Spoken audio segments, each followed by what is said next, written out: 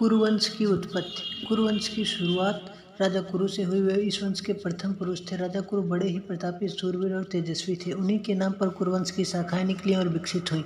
एक से एक प्रतापी और तेजस्वी वीर कुरुवंश में पैदा हुए थे। महाभारत के प्रसिद्ध पांडवों और कौरवों ने भी कुरुवंश में ही जन्म धारण किया था। महाभारत का युद्ध भी कुरुवंशियों के मध्य हुआ था, जो पूरे 18 दिनों तक चला। अनुमान किया जाता है कि महाभारत में वर्णित कुरुवंश 1200 से 800 ईसा पूर्व के दौरान शक्ति में रहा होगा। पौराणिक मान्यता को देखें तो पता लगता है कि पांडव अर्जुन के पोते अभिमन्यु के पुत्र परीक्षित और महापद्मनंद का काल 382 ईसा पूर्व ठहरता है। कथा कुरु कौन थे और उनका जन्म किसके द्वारा और कैसे हुआ था, इन प्रश्नों पर वेद व्यास ने महाभारत में प्रकाश डाला है। कुरुवंश की कथा बड़ी ही रोचक और प्रेरणा देने वाली है, जो इस प्रकार है। राजा संवरण। आज प्राचीन काल में हस्तिनापुर में एक राजा राज्य करते थे, जिनका नाम संवरण था। राजा संवरण सूर्य के समान तेजवान और अपनी प्रजा का बड़ा ही ध्यान रखने वाले थे। वे स्वयं कष्ट उठाकर भी अपनी प्रजा के कष्टों को दूर करने का पूरा प्रयत्न करते थे। संवरण सूर्य देव के अनन्य भक्त थे। वह प्रतिदिन बड़ी ही श्रद्धा के साथ सूर्य देव की उपासना किया करते थे। जब तक सूर्य देव की उपासना नहीं कर लेते थे, एक जल का घूंट कंठ के नीचे नहीं उतारते थे। तपती से भेंट। एक दिन संवरण एक पर्वत पर शिकार खेलने के लिए गए। जब वह हाथ में धनुष बाण लेकर पर्वत के ऊपर आखेट के लिए भ्रमण कर रहे थे, तब उन्हें एक अतीव सुंदर युवती दिखाई पड़ी। वह युवती सुंदरता के सांचे में ढली हुई थी। ऐसा जान पड़ता था कि उसके प्रत्येक अंग को विधाता ने बड़ी ही रुचि के साथ संवार कर बनाया हो। संवरण ने आज तक ऐसी सुंदर युवती नहीं देखी थी। संवरण मन को मोह लेने वाली उस युवती पर आसक्त हो गए। सब कुछ भूलकर उन्होंने स्वयं को उस पर न्यौछावर कर दिया। वह उस युवती के पास जाकर तृषित नेत्रों से उसकी ओर देखते हुए बोले, तवंगी, तुम कौन हो? तुम देवी हो, गंधर्व हो या किन्नर हो? तुम्हें देखकर मेरा मन चित्त चंचल हो उठा है। तुम मेरे साथ गंधर्व विवाह करके सुख भोग करो। किंतु उस युवती ने संवरण की बातों का कुछ भी उत्तर नहीं दिया। वह कुछ ही क्षणों तक संवरण की ओर देखती रही, फिर अदृश्य हो गई। युवती के अदृश्य हो जाने पर संवरण अत्यधिक व्याकुल हो गए। वह धनुष बाण फेंककर उन माताओं की भांति विलाप करने लगे, सुंदरी, तुम कहाँ चली गई? जिस प्रकार सूर्य के बिना कमल मुरझा जाता है और जल के बिना पौधा सूख जाता है, उसी प्रकार तुम्हारे बिना मैं जीवित नहीं रह सकता। तुम्हारे सौंदर्य ने मेरे मन को चुरा लिया है। तुम प्रकट होकर मुझे बताओ कि तुम कौन हो और मैं तुम्हें किस प्रकार पा सकता हूँ। तप्ती का कथन। संवरण की ऐसी अवस्था और व्याकुलता से वह युवती पुनः प्रकट हुई। वह संवरण की ओर देखती हुई बोली, राजन, मैं स्वयं आप पर मुक्त हूँ, किंतु मैं अपने पिता की आज्ञा के वश में हूँ। मैं सूर्यदेव की छोटी पुत्री हूँ। मेरा नाम तप्ती है। जब तक मेरे पिता आज्ञा नहीं देंगे, मैं आपके साथ विवाह नहीं कर सकती। यदि आपको मुझे पाना है तो मेरे पिता को प्रसन्न कीजिए। वह युवती अपने कथन को समाप्त करती हुई पुनः अदृश्य हो गई। संवरण पुनः उन्मादों की भांति विलाप करने लगे। वह अकुलित होकर पृथ्वी पर गिर गए और तप्ती तप्ती की पुकार से पर्वतों को ध्वनित करने लगे। संवरण तप्ती को पुकारते पुकारते धरती पर गिरकर बेहोश हो गए। जब उनकी चेतना वापस आई तो पुनः उन्हें तप्ती स्मरण हो आई।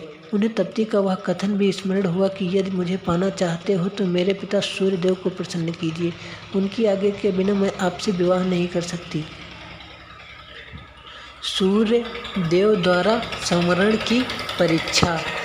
संवरण की रंगों में विद्युत की तरंग सी दौड़ उठी।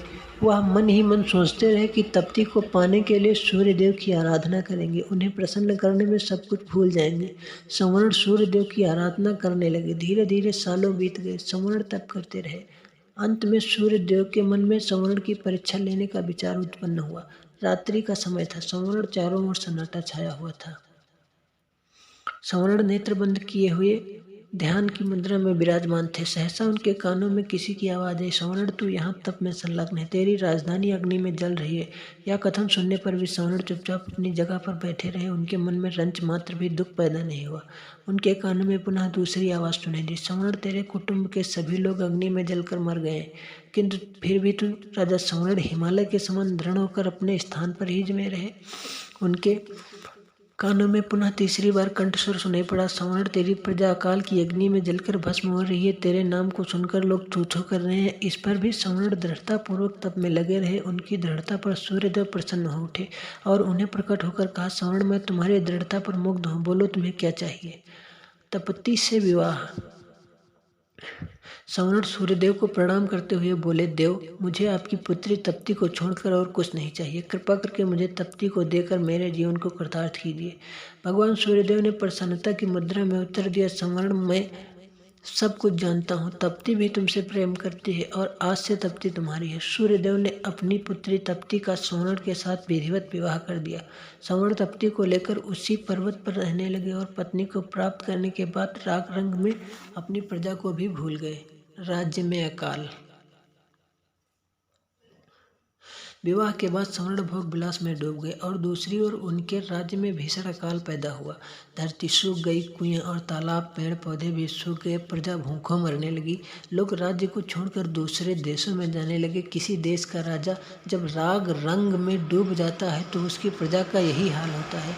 राजा सवर्ण का मंत्री बड़ा बुद्धिमान और उदार हृदय का था। वह सवर्ण का पता लगाने के लिए निकल पड़ा। वह घूमता घामता उसी पर्वत पर आ पहुंचा जिस पर सवर्ण तप्ती के साथ निवास करता था। सवर्ण के साथ तप्ती को देखकर बुद्धिमान मंत्री समझ गया उसका राजा स्त्री सौंदर्य जाल में फंसा हुआ है। मंत्री ने बड़ी ही बुद्धिमानी के साथ काम किया। उसने सवर्ण को वासना के जाल से छुड़ाने के लिए अकाल की अग्नि में जलते हुए मनुष्यों के चित्र बनवाए। वह उन चित्रों को लेकर सवर्ण के सामने उपस्थित हुआ। सवर्ण ने कहा, महाराज, मैं आपको चित्रों की एक पुस्तक भेंट करना चाहता हूँ। सवर्ण के मंत्री ने चित्रों की वह पुस्तक सवर्ण की ओर बढ़ा दी। सवर्ण पुस्तक के पृष्ठों को उलट पलट कर देखने लगे। किसी पृष्ठ में मनुष्य पेड़ों की पत्तियां खा रहे थे, किसी में माताएं अपने बच्चों को कुएं में फेंक रही थी, किसी पृष्ठ में भूखे मनुष्य जानवरों का कच्चा मांस खा रहे थे और किसी पृष्ठ में प्यासे मनुष्य हाथों में कीचड़ लेकर चाट रहे थे। सवर्ण चित्रों को देखकर गंभीरता के साथ बोला, यह किस राजा के राज्य की प्रजा का दृश्य है? मंत्री ने बहुत ही धीमे और स्वभावपूर्वक उत्तर दिया, सर, उस राजा का नाम सवर्ण है। यह सुनकर सवर्ण चकित हो उठा। वह विस्मय भरी दृष्टि से मंत्री की ओर देखने लगा। मंत्री पुनः अपने ढंग से बोला, मैं सच कह रहा हूँ महाराज, यह आपकी ही प्रजा का दृश्य है। प्रजा भूखों मर रही है, चारों ओर हाहाकार मचा है, राज्य में न अन्न है न जल है, धरती की छाती फट गई है। महाराज, वृक्षों भी आपको पुकारते पुकारते सूख गए हैं। गुरु का जन्म। मंत्री के मुख से अपने राज्य और प्रजा का यह हाल सुनकर सवर्ण का हृदय कांप उठा। वह उठकर खड़ा हो गया और बोला, मेरी प्रजा का यह हाल है और मैं यहाँ मद में पड़ा हुआ हूँ। मुझे धिक्कार है। मंत्री जी, मैं आपका कृतज्ञ हूँ। आपने मुझे जगाकर बहुत अच्छा किया। सवर्ण तप्ती के साथ अपनी राजधानी पहुँचा। उसके राजधानी में पहुँचते ही जोरों की वर्षा प्रारंभ हुई।